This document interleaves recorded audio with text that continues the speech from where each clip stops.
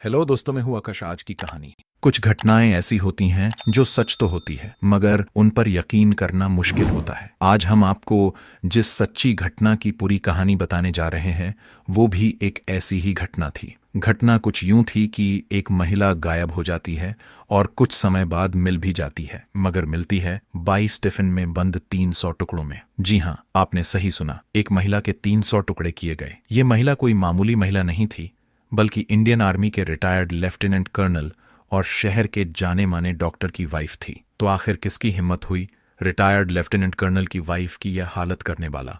ये पूरा केस क्या है और इस केस का खुलासा कैसे हुआ, चलिए जानते हैं। सब कुछ वीडियो में आगे, यकीन मानिए। जब आप कातिल और कत्ल की वजह के बारे में जानेंगे तो आपके लिए यह किसी झटका से कम नहीं होगा। हथियार के बारे में भी जानकर आप चौंक जाएंगे। तो चलिए कहानी शुरू करते हैं। ओडिशा की राजधानी भुवनेश्वर में नयापल्ली नाम की जगह है। यही एक बड़े से बंगले में इंडियन आर्मी के retired lieutenant colonel doctor Somnath Parida अपनी पत्नी उषा श्री संभल के साथ रहा करते थे। सोमनाथ परिडा ने 1970 में 72 second lieutenant Indian army join की थी, जबकि वो लेफ्टिनेंट कर्नल के पद पर रहते हुए 1992 में आर्मी में रिटायर हुए। आर्मी में वो 72 डॉक्टर अपनी सेवाएं दे रहे थे।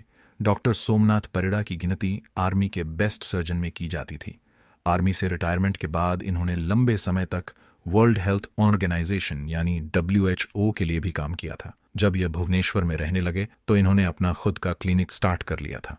डॉक्टर सोमनाथ परिडा और उषा श्री समल के 2 बच्चे थे। बेटा डॉक्टर बनने के बाद अमेरिका में सेटल हो गया था, जबकि बेटी दुबई में सेटल हो गई थी। दोनों बच्चे दूर रहते थे, मगर फोन पर जरूर बात होती रहती थी। बच्चों की बात ज्यादातर अपनी माँ से ही होती थी, क्योंकि सोमनाथ परिडा कुछ अलग ही मिजाज के थे। इन्हें बहुत जल्दी गुस्सा आ जाता था। इस कारण उनकी किसी से भी ज्यादा बनती नहीं थी। यहां तक कि अपने बच्चों से भी उनके रिश्ते बहुत अच्छे नहीं थे। सामाजिक रूप से भी वो खुद को अलग अलग रखते थे।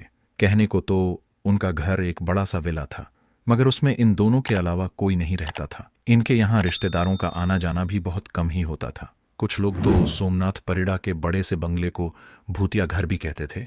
रूटीन के मुताबिक सोमनाथ परिडा शाम के 6 बजे सो जाया करते थे और सुबह 3 बजे जग जाया करते थे। खैर, यूं ही समय कट रहा था और अब साल आ चुका था 2013। सोमनाथ परिडा के दोनों बच्चे हफ्ते में 1-2 बार अपनी माँ को फोन कर लिया करते थे, हमेशा की तरह। जब जून महीने में अमेरिका में रह रहा बेटा अपनी माँ को फोन करता है तो मोबाइल स्विच ऑफ आता है। वह सोचता है कि माँ शायद कहीं बिजी होगी, इसलिए वो थोड़ी देर बाद फोन करता है, मगर मोबाइल अब भी स्विच ऑफ ही आता है। अगले दिन वह फिर से माँ के नंबर पर फोन करता है, मगर मोबाइल स्विच ऑफ ही आता है। ऐसे में अब बेटे को चिंता होने लगती है और वो अपने पिता को फोन करता है। जब वो पिता से माँ के मोबाइल के स्विच ऑफ होने के बारे में पूछता है तो सोमनाथ परिडा कहते हैं कि तुम्हारी माँ कुछ दिन पहले ही अपनी बेटी के पास दुबई गई है, इस कारण उसका मोबाइल स्विच ऑफ आ रहा है। इतना सुनने के बाद वो दुबई में रह रही अपनी बहन के पास फोन कर माँ के बारे में पूछता है। इस पर बहन कहती है कि माँ तो दुबई में मेरे पास है ही नहीं। इनफैक्ट पिछले कुछ दिनों से तो माँ से हमारी कोई बात ही नहीं हुई है। अब बेटा एक बार फिर से अपने पिता के पास फोन करता है और कहता है कि आप झूठ बोल रहे हो, माँ तो दुबई में है ही नहीं। इस बार सोमनाथ परिडा अपने बेटे पर ही चिल्लाने लगते हैं और फोन काट देते हैं। इसके बाद उनका बेटा कई बार फोन करता है, मगर सोमनाथ परिडा फोन नहीं उठाते हैं। अब थक हार कर बेटा भुवनेश्वर में ही रह रहे अपने मामा के पास यानी सोमनाथ परिडा की पत्नी उषा श्री समल के भाई रंजन समल के पास फोन करता है और उससे कहता है कि आप घर पर जाकर देखिए कि माँ कहाँ गई है, क्योंकि पिताजी कह रहे हैं कि वह दुबई में है, जबकि बहन ने बताया है कि माँ तो दुबई आई ही नहीं है। इतना सुनने के बाद रंजन सामल अपनी एक अन्य बहन के साथ सोमनाथ परिडा के घर पर जाते हैं। वह दरवाजे पर काफी देर तक नोक करते हैं, मगर अंदर से कोई जवाब नहीं आता है। जब ये लोग दरवाजे को नोक करना जारी ही रखते हैं तो काफी देर बाद दरवाजे की बजाय बगल की एक छोटी सी खिड़की खोलते हैं, जहां से सोमनाथ परिडा इन दोनों से बातें करते हैं। उषा श्री के बारे में पूछे जाने पर सोमनाथ परिडा कहते हैं कि वह तो अपनी बेटी के पास दुबई गई है। इस पर रंजन अपने जीजा सोमनाथ परिडा से कहता है कि झूठ बोल रहे हैं, वो दुबई नहीं गई है, आप पहले दरवाजा खोलिए फिर हम बात करेंगे। इतना सुनते ही सोमनाथ परिडा उन लोगों पर भी चिल्लाने लगता है और खिड़की भी बंद करके अंदर बैठ जाता है। इसके बाद बाहर खड़े लोग काफी देर तक दरवाजा पीटते हैं, मगर दरवाजा नहीं खुलता है। अब रंजन किसी तरह एक खिड़की तक पहुंच जाता है और अंदर देखने की कोशिश करता है। खिड़की पर खड़े होते ही उसे दुर्गंध महसूस होती है। अब रंजन को समझ आने लगता है कि जरूर दाल में कुछ काला है। इसलिए अब वह बिना समय गंवाए पास के ही नया पल्ली पुलिस स्टेशन चला जाता है और पुलिस वालों को उषा श्री के गायब होने तथा सोमनाथ परिड़ा की हरकतों के बारे में बताता है। पूरी बात सुनकर पुलिस तुरंत सोमनाथ परिड़ा के घर पर पहुंचती है और वो भी दरवाजा खुलवाने की कोशिश करती है। पुलिस वालों के लाख कहने के बावजूद सोमनाथ परिड़ा दरवाजा नहीं खोलते हैं। इस कारण पुलिस वाले दरवाजा तोड़कर घर के अंदर घुसते हैं। घर के अंदर सोमनाथ परिड़ा बड़ी ही शांति के साथ एक जगह पर बैठे हुए थे, क्योंकि रंजन ने खिड़की से जब अंदर झांकने की कोशिश की थी तो उसे कुछ दुर्गंध महसूस हुई थी। इसलिए पुलिस वाले यह समझने की कोशिश करने लगते हैं कि आखिर यह दुर्गंध कहाँ से आ रही है। इसलिए वह घर के हर कोने की तलाशी लेने में लग जाते हैं। तलाशी लेते हुए जब ये एक बंद पड़े कमरे में जाते हैं तो वहां उन्हें दो बड़े से बक्से दिखाई देते हैं। ये वही बक्से थे जिसका इस्तेमाल इंडियन आर्मी में रहते हुए सोमनाथ परिड़ा किया करते थे। पहले पुलिस वालों को लगता है कि सोमनाथ परिड़ा ने इन बक्सों में से जुड़ी अपनी यादों को सहज कर रखा होगा, मगर जब पुलिस वाले सामान की बजाय टिफिन से भरा हुआ था, दूसरा बक्सा भी पूरी तरीके से टिफिन से ही भरा हुआ था। दोनों बक्सों में मिलाकर कुल 22 स्टील के टिफिन थे। इतनी अधिक संख्या में टिफिन देकर पुलिस चौंक जाती है। टिफिन के बारे में पूछे जाने पर सोमनाथ परिड़ा कोई प्रॉपर जवाब नहीं दे पाते हैं। इसके बाद तत्काल ही एक टिफिन को खोल कर देखा जाता है। टिफिन के खुलते ही सभी के होश उड़ जाते हैं। टिफिन में मांस के छोटे छोटे टुकड़े रखे हुए थे। एक के बाद एक सभी 22 टिफिन को खोल जाता है। पता चलता है कि सभी टिफिन मांस के टुकड़ों से ही भरा हुआ है। पहली ही नजर में पता चल जाता है कि यह इंसानी मांस के टुकड़े हैं। इन टुकड़ों को बड़ी ही सफाई के साथ काटा गया था। इन टुकड़ों के बारे में पूछे जाने पर सोमनाथ परिड़ा कहते हैं कि टुकड़ा उनकी पत्नी उषा श्री का ही है। दरअसल मेरी पत्नी साईं बाबा की भक्ति थी। अचानक एक दिन उषा श्री ने अपना सर जमीन पर पटकन शुरू कर दिया और उसने इतनी देर तक अपना सार पटका कि उसकी मौत हो गई। मरने से पहले उसने मुझसे कहा था कि मेरे मरने के बाद मेरा अंतिम संस्कार शिरडी में करना, उषा की इच्छा अनुसार उसे ऐसे ही शिरडी ले जाना मेरे लिए संभव नहीं था। इसीलिए मैंने लाश के टुकड़े करके टिफिन में बंद कर दिए ताकि मैं एक एक करके उन टिफिन को शिरडी ले जाऊं और वहां उषा का अंतिम संस्कार कर सकूं। यह दावा अपने आप में ही बहुत अजीब था कि आखिर कोई कैसे खुद ही अपना सर पटक कर मर सकता है। इसलिए पुलिस वाले शक्ति से सोमनाथ परिड़ा से पूछताछ शुरू करते हैं। उधर जब उन टुकड़ों की जांच पड़ताल की जाती है तो पता चलता है कि उन टुकड़ों में सर वाला हिस्सा शामिल नहीं है। इसलिए अब सर की खोज शुरू होती है और यह खोज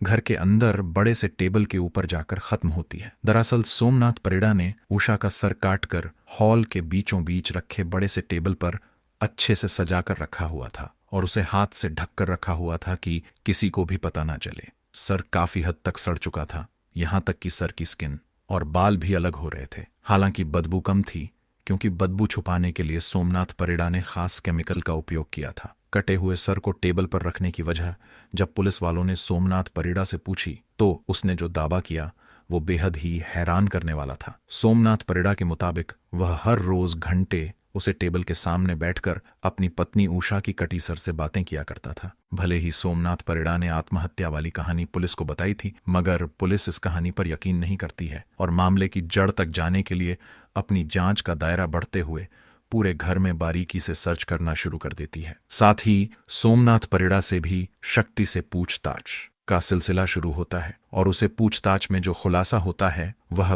बेहद ही हैरान करने वाला होता है। पुलिस पूछताछ में खुलासा होता है कि उषा श्री ने आत्महत्या नहीं की थी, बल्कि किसी बात को लेकर बीते 3 जून 2013 को सोमनाथ परिड़ा और उषा श्री की लड़ाई हुई थी। इसी लड़ाई के दौरान सोमनाथ परिड़ा ने अपने पास मौजूद स्टील के टच से अपनी पत्नी के सर पर जोरदार वॉर किया। ये वॉर इतना जोरदार था कि उषा श्री वहीं पर गिर गई और बेहोश हो गई। पत्नी के बेहोश होने के बावजूद सोमनाथ परिड़ा का गुस्सा शांत नहीं हुआ, बल्कि उषा श्री की जान लेकर ही सोमनाथ का गुस्सा खत्म हुआ। सोमनाथ के मुताबिक उषा के मरने के बाद लाश को छुपाना उसके लिए बड़ी चुनौती थी। इसलिए पहले तो उसने एक कमरे में लाश को रखकर कमरा बंद कर दिया और अगले दिन जब मिड काम करने आई तो उसे तुरंत ही नौकरी से निकालकर फिर कभी ना आने के लिए कह दिया। इसके बाद सोमनाथ पहले दिन उसने लाश के कुछ टुकड़े किए और उन्हें टिफिन में भर दिया। इस तरह वो हर रोज एक नई दुकान से 2-3 टिफिन खरीदना था ताकि किसी को शक ना हो। वो रोज टिफिन खरीद कर लाता था और उसी हिसाब से लाश के टुकड़े करके टिफिन में रख देता था,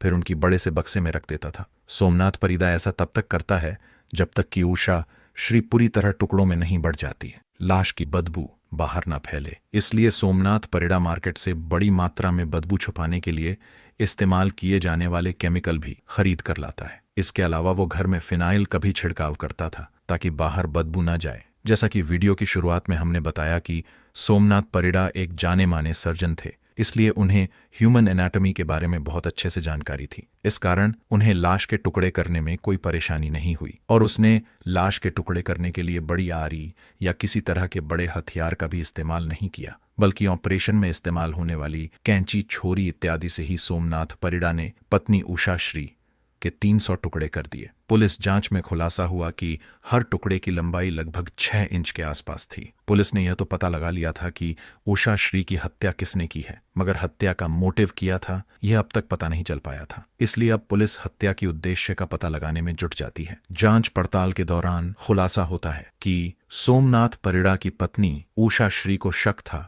कि सोमनाथ का चक्कर उसके ही क्लिनिक में काम करने वाली एक लड़की के साथ चल रहा है। इस बात को लेकर अक्सर सोमनाथ परिड़ा और उषा श्री के बीच लड़ाइयां होती थीं। 3 जून 2013 को भी इसी बात को लेकर ही दोनों में लड़ाई हुई थी और बात इतनी बढ़ गई कि सोमनाथ परिड़ा ने उषा श्री के सर पर पास में ही रखे टॉर्च से वार कर दिया और फिर उसकी जान ही ले ली। सोमनाथ परिड़ा के इस खुलासे के बाद 22 जून 2013 को उसे गिरफ्तार करते हुए जेल भेज दिया जाता है। हत्या तथा सबूत मिटाने की धाराओं के तहत सोमनाथ परिड़ा पर मामले दर्ज किए जाते हैं और केस की सुनवाई Khurda district and session court में शुरू होती है। सुनवाई के दौरान सोमनाथ परिड़ा का बेटा और बेटी भी अमेरिका और दुबई से वापस आते हैं तथा अपने पिता के खिलाफ ही कोर्ट में गवाही देते हैं। बेटा बेटी द्वारा दी गई गवाही तथा पुलिस द्वारा जुटाए गए सबूत से साफ हो जाता है कि सोमनाथ परिड़ा ने ही अपनी पत्नी की हत्या की